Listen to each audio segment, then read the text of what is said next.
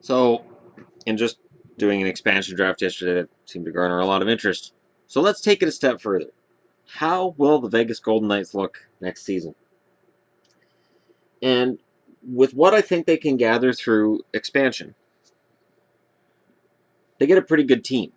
Now, I've got a few names in red here because I'm saying they're either UFA, Trevor Daley, Michael Del Zotto on the blue line, or a trade, Rick Nash out of New York. Vegas takes on the cap hit, probably gets the Rangers to give up a prospect, probably something sweet, because if the Rangers don't win the Cup this year, and the odds are not in their favor right now, I would think Rick Nash is on his way to New York. Just personally speaking. Now, the problem I'm having is this. I can come up with 4 lines. I have no problem coming up with 4 lines using the players that are drafted, or I did a redraft this morning, and no matter how I do this, Jakob Silverberg seems to be the only first liner, and that's borderline first liner. I considered putting Bobby Ryan on this board, but I don't know that Vegas would want Bobby Ryan. Nash at least has the potential. I don't think Bobby Ryan has the potential anymore to be a 25-30 goal scorer. So second line, and again, these lines are all interchangeable as far as I'm concerned. Yeah, Wingles, Boma, and Kuhnhackl. Kuhnhackl can definitely play second line on an expansion team. Down the middle, got Nemesnikov, Yarncroke, and Holla. Yeah, I grabbed Holla from Minnesota this time. And on the right side, Letestu can play center. Stempniak and Smith-Pelly. Smith-Pelly can play the left side. Wingles can play the right side. Stempniak can play the left side. Like, these guys are interchangeable. These are guys that can move around this lineup. The big gaping hole for Vegas and for almost any expansion team is going to be that first line center spot. Now, I debated about saying, well, maybe they win the draft lottery and they draft Nolan Patrick. George McPhee is not going to take Nolan Patrick and put him as a first line center on an expansion team. Patrick Steffen called and said, don't do it. On the blue line, I got Daley and Del Zotto. And Del Zotto's not really a top 2 guy. And then I got Jordy Ben, Nick Holden from the Rangers, Stephen Johns from Dallas, Robert Bertuzzo from St. Louis, and Brandon Manning's down here as the number 7 guy. The defense is going to be in flux, and this is a very anemic blue line in terms of scoring. So their number 1 draft pick, probably going to be a defenseman. In goal, they're set. Scott Darling and Philip Grubauer. They're set. And they're set for years to come with that tandem, as far as I'm concerned. Grubauer is one of my favorite backups, and Darling is a starter in disguise. So the question then becomes, what gets moved off this team? Holla would have some interest. I honestly think it's a tough call. Wingles, out of Ottawa's would have interest. Kuhnhackl would have interest as well. But this lineup meets the requirements of the salary cap, and I think it's competitive. I do. I think this team wins its share of games. It wins them 2-1 or 1-0, but it wins its share of games. There's not a lot of age on this team, so it's a young team. I know Calgary fans are going to go, Lance Boma. Look, Calgary's going to lose a good forward. Calgary is going to lose a good forward. And that's just reality. A lot of teams are going to lose good players. You'll notice there's no Maple Leaf on this board because there's no Maple Leaf that would be exposed that I think would make the lineup.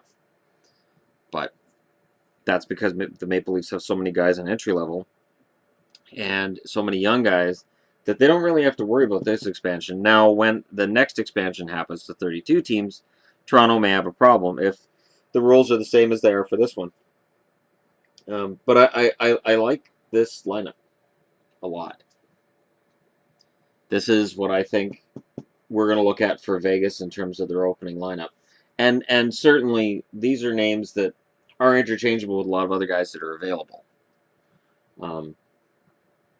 Pittsburgh is going to have a number of attractive contracts and players. And if they decide to go older, if George McPhee sits down, looks at the list, and he says, okay, well, I wanted young and fast, but there's a lot of good veterans in here. This lineup looks completely different. This lineup looks completely different if he decides to go in that direction. Silverberg, though, that would hurt. But if Silverberg's protected, then Vatanen is the #1 defenseman, and that's where Anaheim's got a problem, because of the no movement clause, no trade clause for Kevin Bieksa, their blue line is vulnerable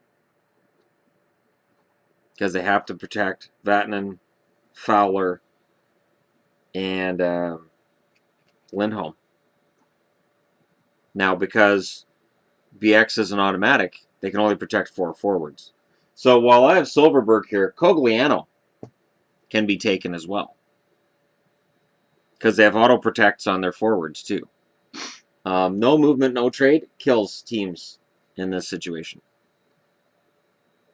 And in terms of Boma, if Vegas decides, well, we'll just go for a veteran guy who can step in and be a good team guy, Matt Stajan is stuck in the center spot here. I've always liked Stajan. I don't have a problem with Stajan. He's not a scorer by any means, but you put Stajan in here, then you give Nemestikov, Yarncroke, Haula, and Stajan a chance to rotate out those 4 center spots. You give Letestu a shot at center when you're playing on the power play.